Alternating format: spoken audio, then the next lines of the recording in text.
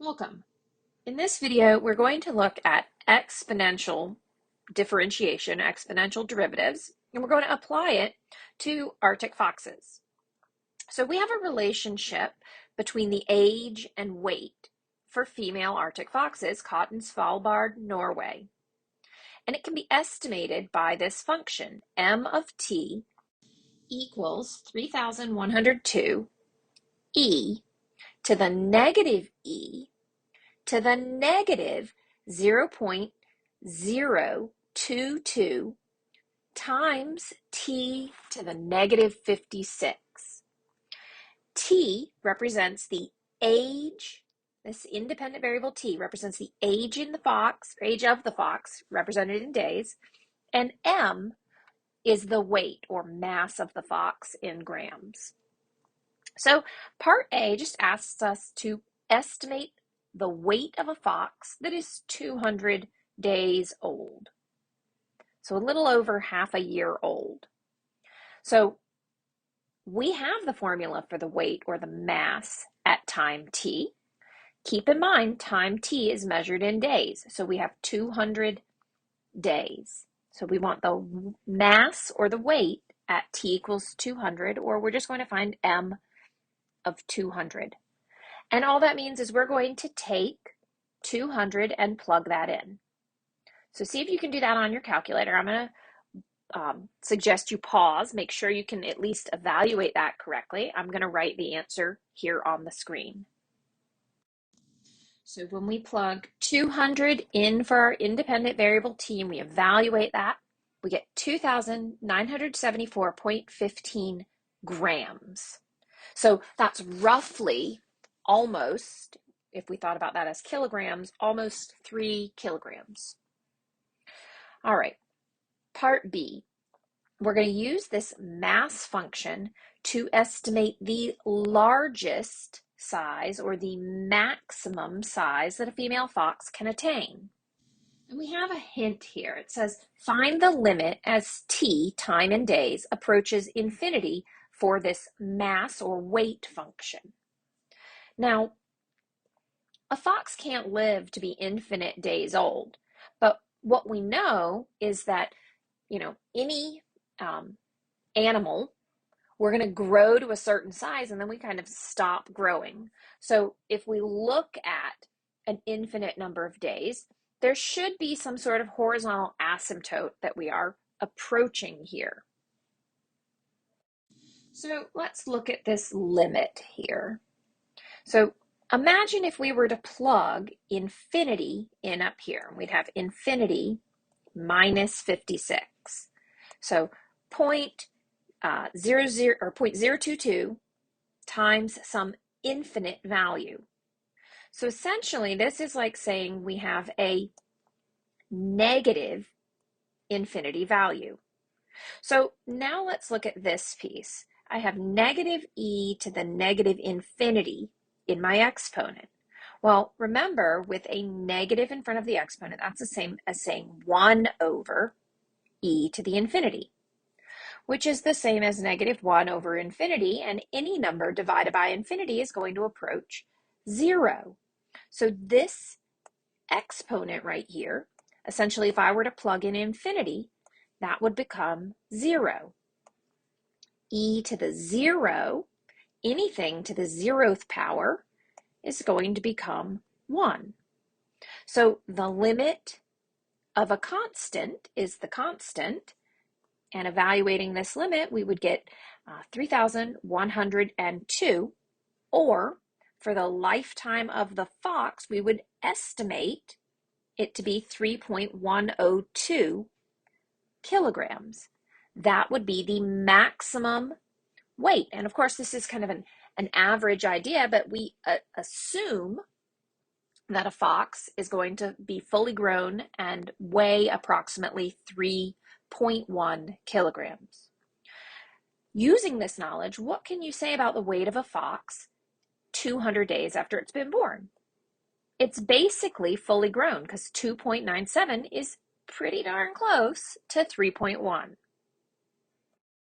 Part C will ask us to estimate the age of a fox when it has reached, a female fox, when it has reached 80% of its max weight. So we want to find the age, or T, the time in days, of a fox when it has reached 80% of its maximum weight. Well, we know what the maximum weight is. We just determined what the expected maximum weight would be. So what is 80% of that maximum weight? And 80% of times 3,102 grams, well, that gives us an expected maximum weight of 2,481.6 grams. So 80% of its maximum weight, we're going to estimate the age when a fox weighs roughly 2,481.6 grams. Or essentially find T when M equals this given value. So this is just an algebra problem that we need to solve. So I'm going to come over here. 2481.6 equals 3102 e to the negative e to the negative 0.022 times t minus 56. All right, so we need to solve for t, which is in the exponent. That means we're going to be using natural logs to solve this. So the first thing I'll do is divide by that constant, 3102, on both sides. When I perform that division, I get 0.8, or that 80% that we were just looking for. So I have 0.8 equals e to the negative e to the negative, and I've written that incorrectly, 0.022 times t minus 56. So in order to solve this, we're going to take the natural log of both sides. And if I throw a natural log in here, that natural log cancels that out, brings this base down. So I have the natural log of 0.8 equals negative e to the negative 0.022 t minus 56. Now, I can't take the log of a negative number, so I'm going to divide by a negative, and that's negative natural log of 0.8 equals e to the negative 0.022 times the quantity t minus 56. So again, in order to get rid of this e, we'll take the natural log of both sides. And you may say, well, Miss Stein, we can't take the natural log of a negative number. Well, if you plug this constant into your calculator, you're going to get a positive value. So I have the natural log of the negative natural log of 0.8 equals negative 0.022 times t minus 56. At this point, we're just going to be solving a linear equation. This is a constant value. Again, you can plug that in your calculator and you'll get a number. So I'll divide on both sides by negative 0.022. And that gives me t minus 56, and I'll add 56. So I have the natural log of the negative natural log of 0.8, divide by negative 0.022, plus 56 equals t. And that is something you should be able to plug into your calculator. When you do that, you get out a value 124.179. You actually get 0903 behind that, but this represents time. So essentially, that is 124 days. Time is measured in days in this problem. So let me clean this up and we'll go back up to the top. So if we were estimating the age when a female fox has reached 80% of its maximum weight, we would say that occurs at 124 days after birth. All right, so all this, A, B, and C, all we were doing was using algebra skills in order to solve this problem. D is where we get to our new calculus skills. Let's estimate the rate of change in the weight of an Arctic fox that is 200 days old.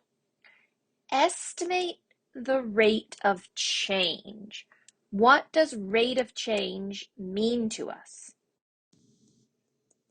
And in our mind, we should all recognize that rate of change means we're going to find the derivative. And we're going to find the derivative with respect to t. And here there's a hint. They're just saying because we have a function in a function in a function, we're going to need to use the chain rule. And the chain rule of an exponential is going to be e to the exponential times the derivative of the inside. And we'll do that chain rule twice. And before I go ahead and do this, I'm going to go ahead and distribute. I can distribute this number, negative 0.022. I'm going to multiply that by t minus 56. So let's go ahead and write our new function that we're going to be using. M of t equals 3,102 e to the negative e to the negative 0.022t plus 1.232. So distributing this negative 0.022 times negative 56 gave us positive 1.232. All right, so let's differentiate. Find that derivative. The derivative of m with respect to t, well, the constant 3,102 is going to remain. And then the derivative of e to a power is e to the power times the derivative of the power. So I'm going to go ahead and write e, and that power remains. So e to the negative, or e to the negative e to the negative 0.022t plus 1.232. And then because all of this is in the power, we have to say, well, the derivative with respect to t of that power. So the derivative with respect to t of negative e to the negative 0.022t plus 1.232. So we're almost done, but we have to take the derivative of this. And again, we're going to have to use the chain rule. The derivative of e to something is e to something, but then again, we multiply by the derivative of that something. So now what I have, and I'm not going to simplify till I get to the end, I have dm dt equals 3,102 e to the negative e to the negative 0.022t plus 1.232. And my derivative here, that is negative e to the negative 0.022t plus 1.232. And we multiply that by the derivative of that inside. And inside is that exponent. So that's negative 0.022t plus 1.232. And of course, this derivative, this is easy to take because this is just a polynomial. So the derivative of this first one will be the coefficient, negative 0.022, and the derivative of a constant will be 0. So I'm going to write all of this out so we can simplify it. dm dt equals 3,102 e to the negative e to the negative 0.022t plus 1.232. And then we have times negative e to the negative 0.022t plus 1.232. And then this last derivative here, that's just negative 0.022. And so this derivative of that polynomial in the second exponent is just the coefficient of the linear term. So at this point, we need to simplify. We have these coefficients that we can multiply together. These two negatives are going to turn positive, and I'm going to take this 0.022 and multiply it by 3,102. And that gives me dm dt equals 68.244. We have this first e multiplied by, and then also this second e. Of course, those two negatives canceled, and the 0.022 went into the front. So we have e to the negative e to the negative 0.022t plus 1.232 times e to the negative 0.022t plus 1.232. Now what we have here is the derivative of the mass or weight with respect to time. So this represents how the weight of this female fox is changing at any given time.